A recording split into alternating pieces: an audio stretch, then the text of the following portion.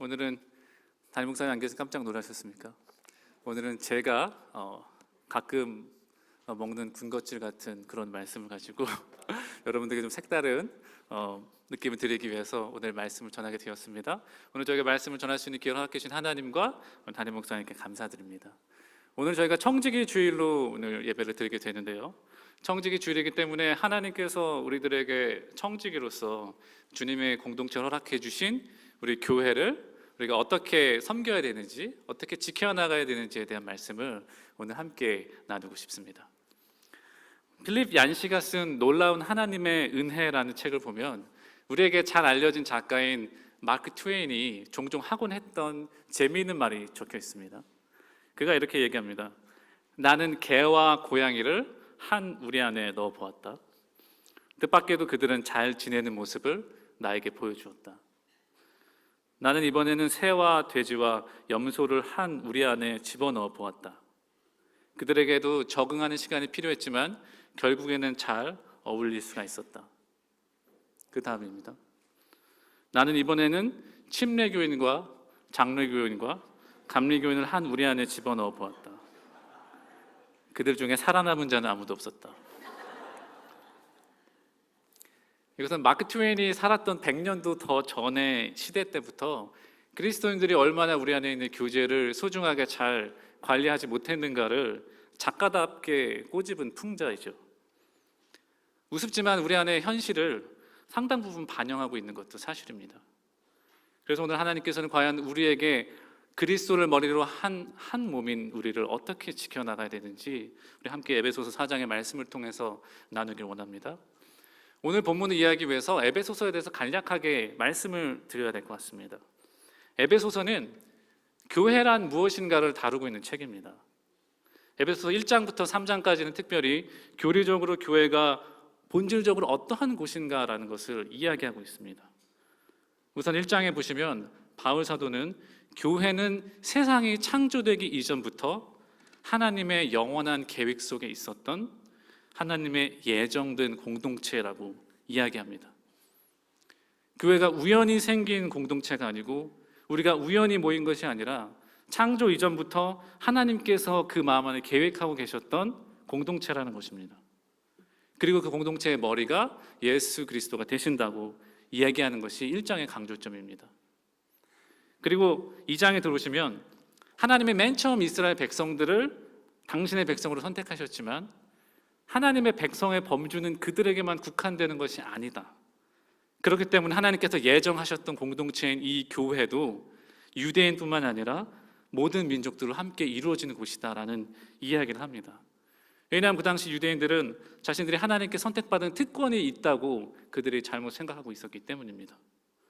그래서 이 장에 가면은 하나님이 이스라엘과 이방인 사이에 있었던 벽을 허시고 그 이방인들까지 이스라엘과 화해시켜서 그들을 하나의 공동체로 만들고자 하는 계획이 있으셨다. 이것이 이 장에서 이야기됩니다. 즉 교회는 화해와 평화의 공동체가 그 본질이라고 이야기한다는 것이죠. 유대인들이 그렇게 천시하고 하나님을 모르는 백성들이라고 무시했던 그들과의 사이에 있던 담을 예수님께서 십자가를 통해서 허무시고 이스라엘과 이방인들이 모든 민족들이 하나가 되는 화해의 공동체, 그것이 교회라고 이야기하는 것입니다. 2장 14절의 말씀입니다. 그리스도께서는 우리의 평화이십니다. 그리스도께서는 유대 사람과 이방 사람이 양쪽으로 갈라져 있는 것을 하나로 만드신 분이십니다. 그분은 유대 사람과 이방 사람 사이를 가르는 담을 자기 몸으로 허무셔서 원수된 것을 없애셨다고 이야기합니다. 예수님이 우리의 평화이시다. 그분이 우리의 갈라진 것을 하나로 만들고 막힌 담을 허무셨다. 이렇게 선언하는 것입니다. 그리고 3장에 들어가서는 이제 그러면 우리 같았던 이방인들이 이전에는 하나님과 상관없이 살아왔지만 이제는 이스라엘 백성들과 더불어서 함께 누릴 수 있는 엄청난 축복에 관해서 이야기하고 있는데요, 바울은 그것을 자신에게 하나님이 가르쳐 주신 비밀이라고 표현합니다. 그 비밀이 이렇습니다. 그 비밀의 내용인즉 이방 사람들이 복음을 통하여 그리스도 예수 안에서 유대 사람들과 공동 상속자가 되고 함께 한 몸이 되고 약속을 함께 가지는 자가 되는 것입니다. 이것이 하나님께서 약속해 주신 축복인데요. 여기에 한 단어가 강조되어 있습니다. 바로 함께라는 것입니다. 예수님 안에서 이제는 이방인도 유대인들도 마찬가지로 함께 상속자가 되고 함께 한 몸이 되고 함께 한 약속을 가지는 자가 되었다고 이야기합니다. 이것이 놀라운 비밀이라고 이야기한 것이 3장이죠. 그래서 교회에 대해 본질에 대해서 이야기한 다음에 이제 4장부터 6장까지는 그럼 실천적으로 우리가 어떻게 예수님이 하나로 만드신 이 교회를 그 하나됨을 지켜나가게 있느냐, 이것들을 이야기하기 시작합니다. 그래서 4장 1절을 이렇게 시작합니다. 그러므로 내가 이것들을 권한다라고 얘기합니다. 주님 안에서 같이 몸이 된 내가 여러분에게 권합니다. 바울이 이 편지를 쓰고 있었을 때는 감옥에 갇힌 몸이었지만 그러면서도 간절한 마음으로 내가 부탁을 한다는 겁니다. 그리고 이야기합니다. 부르심을 받았으니 그 부르심에 합당하게 살아가십시오. 그리고 그 부르심이 무엇인지 가장 중요한 메시지를 3절에서 이야기합니다. 성령이 여러분을 평화의 띠로 묶어서 하나가 되게 해주신 것을 힘써 지키십시오. 우리 교회의 중요한 미션 가운데 하나는 우리 교회가 먼저 하나 되는 평화의 공동체를 이루는 그 모범을 세상 가운데 보여야 한다는 것입니다. 교회가 평화의 띠로 묶인 공동체가 되지 못하고 우리 교제 안에서 진정한 화해를 이루지 못할 때 우리가 이 세상 안에서 어떻게 복음에 담겨있는 평화와 화해의 메시지를 전할 수가 있겠습니까? 우스갯소리지만 이런 얘기가 있습니다. 어느 날 지하철에서 젊은 두 사람이 언쟁이 붙게 돼서 말다툼을 시작하게 됐습니다. 그 말다툼이 점점 심해지니까 나이가 지긋하신 노인분께서 일어나셔서 이렇게 얘기했습니다. 그만 좀 싸워. 여기가 교회인 줄 알아. 우스갯소리지만 마냥 웃고만 넘길 수 없는 것은 우리 안에 그런 모습들이 일정 부분 있다는 것을 우리 모두가 인지하기 때문입니다. 우리가 이 세상을 향해서 화해의 메시지, 복음의 메시지를 외치게 앞서서 우리가 먼저 하나됨의 모범을 이룰 수가 있어야 됩니다. 그래서 성경이 성령이 한 띠로 묶어주신 그 하나됨을 힘써 지켜야 한다고 이야기하는 것이죠. 바울이 힘써 지키라고 이야기했습니다. 왜냐하면 이게 쉽게 지킬 수 있는 것이 아님을 그가 알고 있었기 때문에 우리가 그것을 지키는데 힘을 써야 한다고 이야기하고 있는 것입니다. 그렇다면 왜 그렇게 힘을 써야 되느냐? 4절부터 6절까지 그 하나됨의 근거를 제시합니다. 우리가 왜 하나 되어야 됩니까? 그리스도의 몸도 하나요, 성령도 하나입니다. 이와 같이 여러분도 부르심을 받았을 때 그 부르심의 목표인 소망도 하나였습니다. 주님도 한 분이시요, 믿음도 하나요, 세례도 하나요. 하나님도 한 분이십니다. 하나님은 모든 것의 아버지시요, 모든 것 위에 계시고 모든 것을 통하여 계시고 모든 것 안에 계시는 분이십니다. 우리의 하나됨의 근거가 바로 이런 것입니다. 우리가 모두 한 하나님을 믿고 섬기고 있고 그분이 한 목적을 가지고 우리를 부르셨기 때문입니다. 우리가 교회를 보시면 문화가 다르고 세대가 다르고 또는 인종이 다르고 배경이 다르고 모든 것들이 달라도 우리 그리스도인이 하나가 될 수 있는 것은 우리가 예수님이라는 깃발 하나 아래에 모여 있기 때문입니다. 그래서 이 구절의 결론이 이렇습니다. 우리가 한 하나님 아버지를 섬기게 되었기 때문에 또 한 구주 예수님을 믿게 되었기 때문에 또 우리가 한 성령님을 체험했다면 우리가 정말 하나가 아니겠느냐, 그것을 지켜야 되지 않겠느냐, 이것이 바울이 전하는 메시지입니다. 그렇다면 이 시점에서 저희들에게 주어진 질문은 그러면 우리가 이 하나됨을 우리의 삶 속에서 어떻게 실천적으로 지켜나갈 수 있느냐는 질문이 우리들에게 주어집니다. 이 하나됨을 지키는 데 필요한 것들을 2절에서 제시합니다. 겸손함과 온유함으로 깍듯이 대하십시오. 오래 참음으로써 사랑으로 서로 용납하십시오. 여기 보시면 4가지 덕목이 나옵니다. 겸손, 온유, 오래 참음, 사랑으로 용납함.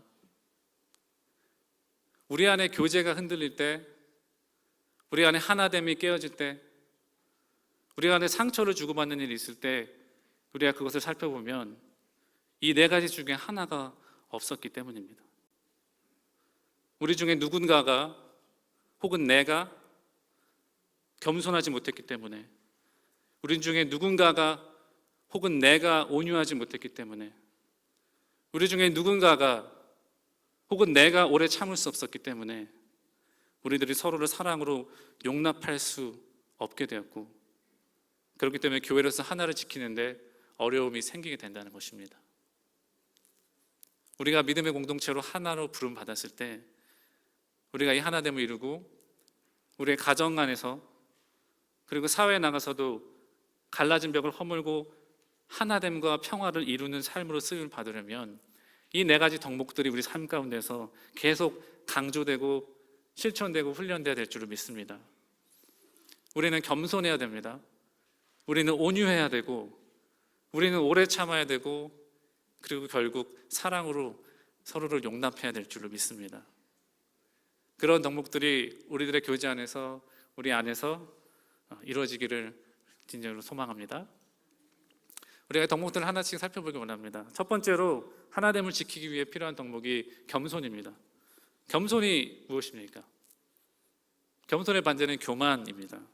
성경의 역사에서 보면 교만은 하나님을 멀리할 때 가장 첫 번째로 나타내는 특징입니다. 성경에서 최초로 나타냈던 죄도 이것이었습니다. 에덴 동산에서 아담과 하와가 선악과를 따먹었는데 그때 뱀이 아담과 하와에게 한 말이 이것입니다. 이 선악과를 따먹어라. 그러면 내가 하나님처럼 눈이 밝아질 것이다. 뱀이 부추긴 것은 너가 하나님처럼 될 수 있다 라는 교만입니다. 그리고 그 결과는 오히려 하나님과의 관계의 깨어짐이었습니다. 겸손하지 않은 사람, 교만한 사람은 하나님과의 관계의 깨어짐을 경험하게 된다는 것입니다. 내 내면의 중심에 왕자의 예수님이 앉아 계셔야 되는데 내가 하나님의 자리를 대신 차지하고 내 삶을 영위하기 때문에 내가 하나님과의 관계의 깨어짐의 문제가 일어나고 그런 사람들 가운데서 다툼이 일어날 수 있다는 것입니다. 그렇다면 반대로 온유는 어떻습니까? 베드로전서 5장 5절에 이렇게 이야기합니다. 젊은이 여러분, 이와 같이 여러분도 나이가 많은 이들에게 복종하십시오. 모두가 서로 겸손의 옷을 입으십시오. 하나님께서는 교만한 자를 물리치시고 겸손한 사람에게 은혜를 베푸십니다. 여기에 보면은 겸손의 옷을 입으라는 표현이 있는데요. 이 표현의 원어의 느낌으로 그대로 번역하면은 겸손의 앞치마를 입으라는 표현 말이 됩니다. 이 표현에 대해서 마틴 로이드 존스 목사님이 베드로가 겸손에 관해서 이 표현을 썼을 때는 분명히 연상되는 한 장면이 있었을 것이다 라고 이야기하는데요. 그것이 요한복음 13장의 장면입니다. 베드로가 직접 경험했던 그 장면이죠. 예수님이 잡수시던 자리에서 일어나서 겉옷을 벗고 수건을 가져다가 허리에 두르셨다. 그리고 대야에 물을 담아다가 제자들의 발을 씻기시고 그 두른 수건으로 닦아주셨다. 베드로에게 있어서 겸손을 떠올릴 때마다 항상 떠오르는 장면이 바로 허리를 숙여 제자들의 발을 씻겨주는 예수님의 모습이었을 것이라는 것입니다. 그래서 그가 항상 겸손을 떠올릴 때마다 예수님의 모습을 떠올리니까 베드로에게는 겸손이 추상적인 것이 아니었습니다. 낮은 제자들에게 높은 주님이 친히 허리를 숙여서 발을 씻겨주신 그 행위가 바로 겸손이라는 것입니다. 우리가 함께 질문하기 원합니다. 우리 가운데 이렇게 예수님을 따라가는 겸손의 여비 있습니까? 우리 가운데 그것이 없다면 오늘 주님 앞에 구하는 시간이 되기 원합니다. 왜냐하면 이 겸손은 우리 스스로 우리 안에서 만들어낼 수 있는 인간의 성품이 아니라 하나님으로부터 주어지는 성품이기 때문입니다. 그래서 우리가 하나님 앞에서 더 겸손하게 늘 예수님의 겸손을 기억하며 그것을 닮아가기 위해 하나님 앞에 무릎 꿇고 겸손을 구하고 서로를 섬길 수 있는 우리 교회가 되기를 간절히 소망합니다. 두 번째로 온유의 덕목이 강조됩니다. 우선 온유라는 말을 떠올리면요, 먼저 쉽게 넘어가지고 잘 참아주고 유약한 사람을 연상하기가 쉽습니다. 하지만 성경에서 말하는 온유는 그것이 아닙니다. 성경에서 말하는 온유는 전혀 다른 의미를 갖고 있습니다. 강준빈 목사님이 쓰신 온유한 성품을 가꾸는 지혜라는 칼럼에서 목사님이 이 온유에 대해서, 그리스도인의 온유에 대해서 정말 결묘하게 표현하시는 말이 있는데요. 온유는 길들인 야생마의 상태라고 이야기하고 있습니다. 나약하거나 비굴하거나 유약한 그 어떤 것이 아니라 내 안에 힘이 있고 내 안에 끓는 감정이 있는데 그 힘과 감정이 내 말고삐를 쥐고 있는 하나님에 의해서 통제되고 있는 상태, 그래서 하나님 앞에서 다스려지고 있는 상태, 그것이 온유라는 것입니다. 온유라는 말로 쓰인 헬라어 원어가 헬라어로 프라우테스라는 단어인데요, 이 단어가 원래 길들인 혹은 훈련된 동물을 가리킬 때 쓰는 말이었습니다. 즉 내 안에 내가 휘두를 수 있는 힘이 있고 나에게도 분출할 수 있는 감정이 있지만 내가 길들인 야생마처럼 하나님이 그 고삐를 쥐고 잘 통제하시고 잘 절제되고 있는 상태, 그것이 바로 온유라는 것입니다. 이런 온유한 사람들이 공동체 안에 많아질 때 우리 가운데 평화를 더욱 잘 지킬 수 있을 줄 믿습니다. 왜냐하면 그거는 내 고삐를 쥐고 나를 이끌어 가시는 하나님을 따라가는 사람들이 우리 안에 더욱 많아진다는 뜻이기 때문입니다. 반대로 자기 통제를 잃어버리는 모습, 쉽게 자기 감정을 폭발시키는 모습, 쉽게 분노하는 모습은 하나님에게 내 고삐를 넘겨주지 않고 하나님에게 다스려지지 않는 상태라는 것입니다. 우리 안에 이런 모습이 많이 있다면 우리 안에 평화와 하나됨을 지키기가 더욱 어려워질 수밖에 없습니다. 여러분 어떻습니까? 내 안에 있는 힘과 격한 감정이 있을 때마다 그 말고삐를 하나님께 맡기셨습니까? 그리고 하나님의 통제에 이끌려 가십니까? 우리 모두가 하나님께 온유하다는 평을 받기 원합니다. 하나님께 내 힘과 감정의 말고삐를 내어드리고 우리가 가진 힘이 있다고 그것을 다 휘두르지 않고 하나님에 의해서 통제받는 사람들이 되기를 간절히 소망합니다. 이 덕목 역시 우리 안에서 스스로 만들어낼 수 있는 성품이 아닙니다. 하나님께 구하고 하나님으로부터 오는 성품입니다. 마태복음 11장에서 예수님이 이렇게 얘기하십니다. 수고하며 무거운 짐을 진 사람은 모두 내게로 오너라. 내가 너희를 쉬게 하겠다. 나는 마음이 온유하고 겸손하니 내 멍에를 메고 나한테 배워라. 그리하면 너희는 마음의 쉼을 얻을 것이다. 내 멍에는 편하고 내 짐은 가볍다. 세상은 힘을 휘두르는 자가 자신이 원하는 것을 얻을 수 있다는 힘의 논리를 말하지만 예수님은 그렇지 않다. 내가 가진 힘을 절제하고 나의 온유함을 배워야 한다. 그럴 때 마음의 쉼과 평안을 얻을 것이다 라고 이야기하십니다. 이런 예수님의 말씀이 우리들 삶에서 구현되는 주님의 은혜가 있기를 소망합니다. 우리가 하나 되게 추구된 세 번째 덕목, 오래 참음입니다.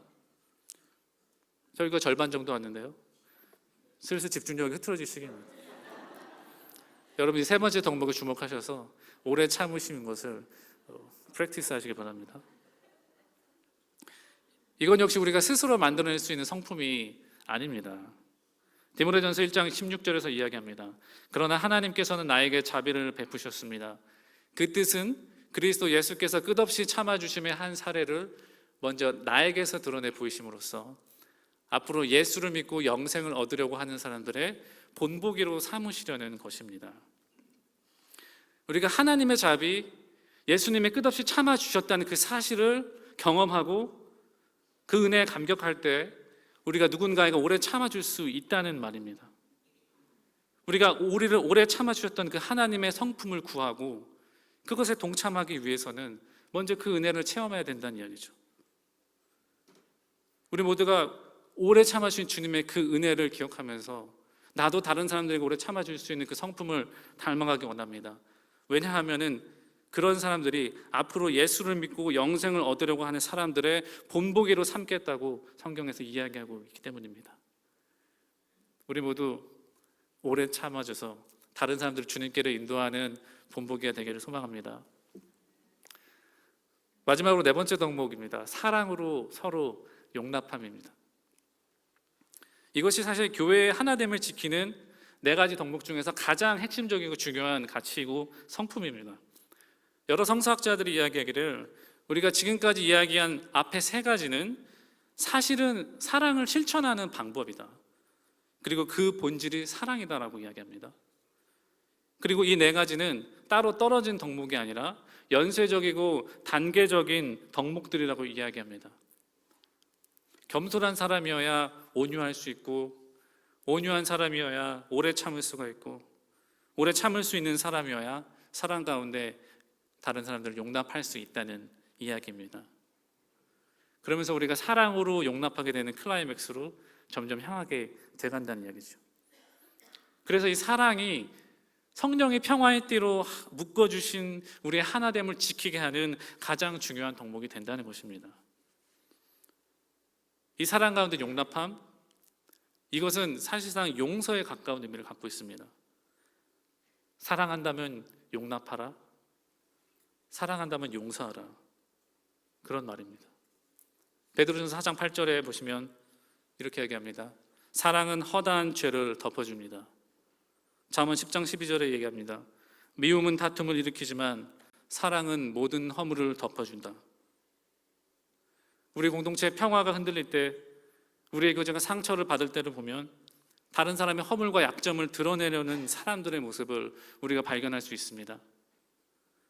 그런데 우리가 예수님을 머리 삼고 한 공동체를 구성하는 구성원들 가운데 우리가 허물을 덮어주고 우리가 그것들을 용납하는 문화가 우리 가운데 있을 때 우리 가운데 하나됨의 문화가 생긴다는 것입니다.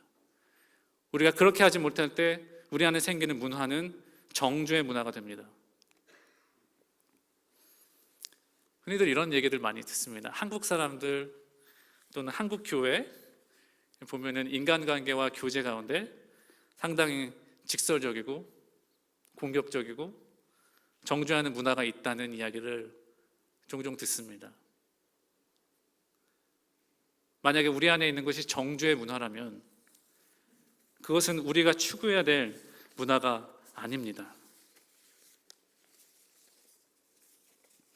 오늘날 성경에서 말하는 문화, 기독교의 문화는 정죄의 문화가 아니라 용서의 문화, 용납의 문화, 격려하고 세워주고 사랑하고 축복하는 문화가 되어야 될 줄로 믿습니다. 그리고 그 문화가 우리 안에 있는 와싱턴 한인교회 문화가 되기를 간절히 소망합니다. 그리고 우리 가정의 문화가 되기를 소망합니다. 왜냐하면 우리가 이 문화 없이는 성령의 평화의 띠로 묶어주신 하나됨을 지키면서 세상 가운데 주님의 복음 안에 담긴 평화와 용서를 말할 수 없기 때문일 것이기 때문입니다. 서로 용서하고 격려하고 세워주고 용납하고 사랑하고 축복하는 그 문화를 우리 가정 가운데서 우리 교회 가운데서 함께 만들어가는 우리가 되기를 간절히 소망합니다. 제가 이 4가지 덕목을 다 말씀드렸는데요, 사랑으로 용납하는 것이 우리의 마지막이 되어야 된다는 얘기를 드렸는데요, 나는 그렇게 못하겠다? 나에게는 그 사람을 사랑할 수 있는 마음이 없다. 나는 그 사람을 사랑으로 용납하고 싶지 않다라는 마음이 우리 가운데 찾아올 때가 자주 있습니다. 왜냐하면 이 사랑도 우리가 스스로 만들어낼 수 있는 성품이 아니기 때문입니다. 어떻게 사랑할 수 있겠습니까? 우리의 사랑으로는 되지 않습니다. 우리의 인간적인 능력, 우리의 감정으로 되지 않습니다. 그래서 여기 4절에서 말하는 사랑도 예수님께서 직접 십자가에서 보여주시고 우리 가운데 베풀어 주신 그 희생적인 사랑, 예수님의 그 사랑입니다.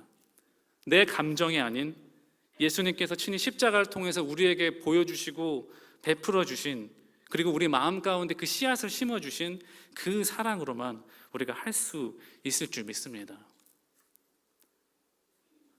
오늘 설교를 마무리하면서 지금 캘리포니아에 있는 다인종 다문화 교회 뉴송 철치를 개척하시고 그래도 굉장히 아름답게 사역하고 계시는 데이브 기븐스 목사님의 이야기를 소개하면서 오늘 이야기를 마무리짓기 원합니다. 데이브 기븐스 목사님은 주한미군 출신인 백인 아버지와 한인 어머니 사이에서 자란 분입니다. 그분의 가정은 평안하고 행복했지만 어느 날 아버지의 외도로 그 평화가 깨지게 됩니다. 그래서 목사님이 그때 그 일을 이렇게 간증하고 있습니다. 그날 밤이 생각난다. 아버지가 어머니와 우리들을 버리고 떠나시던 밤이다. 그 몇 개월 전 아버지의 쉐비 블레이저를 세차하다가 좌석 깔판 밑에서 카드를 발견한 일이 있다. 어머니의 의심에도 불구하고 다른 여자를 만나지 않는다고 말씀하셨던 아버지였다. 하지만 그날 내가 찾아낸 것은 다른 여자가 아빠에게 보낸 밸런타인데이 카드였다. 나는 방으로 들어가 문을 잠그고 침대에 엎드려 울기 시작했다. 15세 때 일이다. 그때부터 아버지와 대화가 단절됐다. 몇 달 후 어머니는 아버지 차 안에 들어가 문을 잠그고 울며 칼로 좌석을 찢기 시작했다. 이웃들이 그 광경을 보고 있었다. 경찰들이 차를 에워쌌고 아버지는 변호사와 전화를 하고 있었다. 그때 나는 아버지에게 말했다. 한 번만 더 어머니를 터치하면 당신을 죽여버릴 거야 라고. 부모님은 이혼했다. 어머니는 그날 이후 알코올에 빠지셨고 가끔씩 집에 들어오시지 않았다. 그럴 때마다 나와 형제들은 각자의 방에서 숨죽여 울곤 했다. 그리고 그 어머니는 내가 대학교 기숙사에 있던 어느 날 음주운전자의 차에 치여 갑자기 돌아가셨다. 이 일들을 겪은 내 안에는 적개심과 분노가 가득했다. 대학교 2학년 때였다. 풋볼구장을 산책하는데 하나님께서 말씀하시는 듯한 느낌이 들었다. 너는 아버지를 사랑해야 한다. 저는 아버지에 대해 아무 감정이 없습니다. 그게 솔직한 제 마음입니다. 너는 너의 아버지를 사랑해야 한단다. 저는 아무런 감정이 없다니까요. 데이브, 중요한 것은 감정이 아니다. 사랑은 헌신이란다. 내 아들 예수가 감정이 있어 십자가의 길을 간 것이 아니다. 할 수만 있다면 그 잔이 지나가기를 원했지만 너에 대한 헌신 때문에 십자가를 진 것이다. 그러니 너도 너의 아버지에게 헌신해야 한다. 그 이후 아버지에게 전화를 걸었다. 크리스마스 때 뵙고 싶다고 얘기했다. 아버지와 그의 새 부인을 만나서 아버지의 눈을 쳐다보며 나는 말했다. 아버지 죄송합니다. 저는 아버지께 좋은 아들이 아니었습니다. 절 용서해 주시겠어요? 그때 키가 6피트나 되는 덩치 큰 아버지가 울기 시작했다. 데이브, 나를 용서해다오. 그 외에도 아버지에 대한 특별한 감정은 없었다. 수년 후의 일이다. 사역 때문에 태국에서 살던 시절 아버지와 통화를 했다. 65세로 은퇴를 앞둔 아버지는 백혈병 진단을 받았고 의사들이 죽을지 모른다고 했다. 애리조나의 병원으로 아버지를 찾아갔다. 살이 빠져 홀쭉해진 아버지를 본 순간 포옹하며 사랑한다고 말했다. 아버지가 돌아가시면 아버지의 새 부인을 모실 수 있습니다고 말씀드렸다. 이제는 아버지를 향한 감정이 많다고 말했다. 그때 오래전 교회를 떠나 있던 아버지가 성경을 사줄 수 있니 부탁하셨다. 즉시 성경을 사드렸고 몇 주 다시 만났을 때 아버지는 이렇게 말하셨다. 신약 성경을 다 읽었다. 하나님께서는 내게 너는 너무 오래 내 곁을 떠나 있었구나 라고 말씀하시더라. 몇 달 후 아버지께서 돌아가셨다. 나는 그가 하나님과 화해하셨음을 확신한다. 또 내가 아버지와 화해한 것이 얼마나 다행스러웠는지 모른다. 사랑은 감정이 아니라 헌신인 기억하자. 내 안에 누군가를 사랑하는 감정이 없다 해도 우리가 예수님의 모습을 닮아 사랑하는 데에 헌신하는 우리가 되기를 원합니다. 우리들의 감정은 언젠가 메마르고 우리들의 감정은 우리가 기대기에는 너무나도 불안정한 것이지만 우리가 예수님을 쫓아서 사랑하고자 하려는 그 노력은 분명히 하나님을 통해 열매를 맺기 때문입니다. 우리의 행위를 보시는 하나님께서 만약에 감정대로 행하셨다면 우리 중에는 용서받을 수 있는 사람이 아무도 없습니다. 예수님께서 십자가에 달리셨을 때 자신을 못 박은 사람들을 보시면서 저들이 참 사랑스러우니까 나를 내어주겠구나 하고 말씀하시지 않았습니다. 그저 묵묵히 조용하게 자신의 사랑을 실천하셨습니다.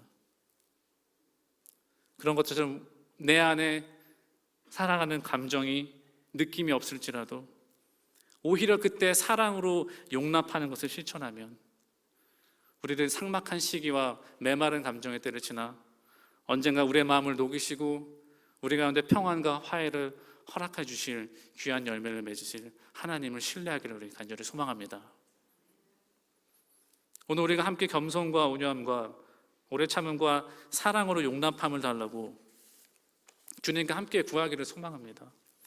우리가 바울이 이렇게 얘기하는 네 가지 좋은 덕목에 대해서 내가 좋은 얘기를 들었다 하고 그냥 집으로 돌아가지 않기를 소망합니다. 우리들은 안에서 스스로 만들어낼 수 없는 이 성품을 주님께 달라고 구해서 내 마음 가운데 이렇게 다른 이들을 사랑으로 용납할 수 있는 감정을 채워주십시오서 이렇게 우리가 함께 구하기를 원합니다.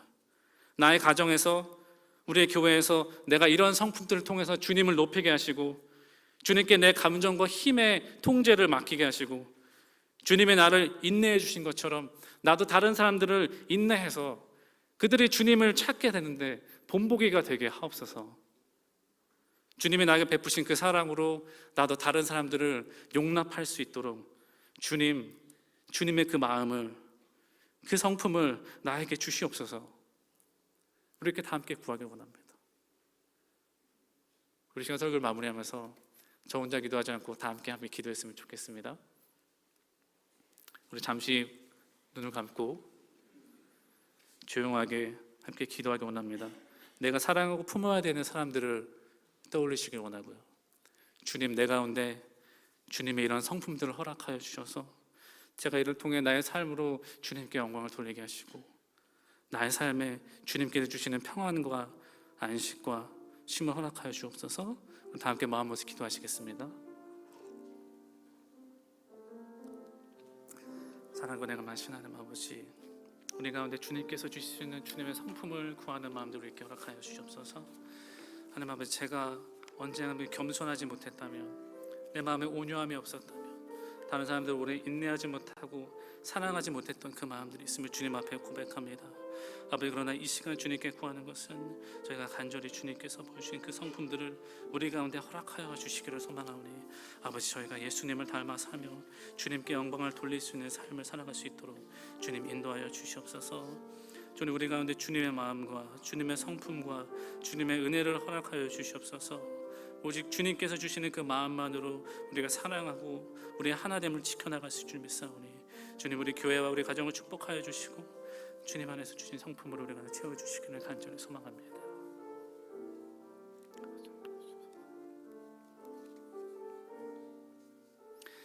자비로우신 아버지 하나님, 감사합니다. 우리가 오늘 에베소서의 말씀을 통하여 주님께서 우리에게 하시고자 하는 말씀을 받은 줄 믿습니다. 우리가 어떻게 우리에게 주어진 삶을 예수님을 닮아 살아야 할지, 주님께서 하나로 만드신 이 공동체의 평화를 지켜야 할지 주님, 저희를 인도하여 주시옵소서. 하나님이 용서하시고 용납하시고 나를 받아주셨다면 이제 우리는 동일한 사랑으로 이웃들을 용납하고 용서하고 축복하고 살아가는 사람들로 우리를 이끌어 주옵소서. 하나님, 성령님을 역사하여 주셔서 주님이 우리 안에 보여주신 그 아름다운 모범을 따라 하나님, 우리가 이제는 벽을 쌓는 자가 아니라 주님의 평화와 복음과 사랑을 전하는 사람들이 되게 하옵소서. 이 모든 말씀 우리 주님 되신 예수님의 이름으로 기도했습니다. 아멘.